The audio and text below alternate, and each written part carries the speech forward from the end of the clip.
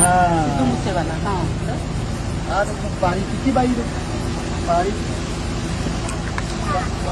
itu होता तो वो बल्ले जाना है।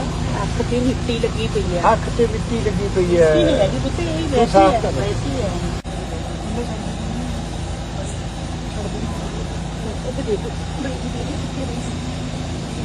जब ਤੁਸੀਂ मेरी गल सुनो बेटा मेरी गल सुनो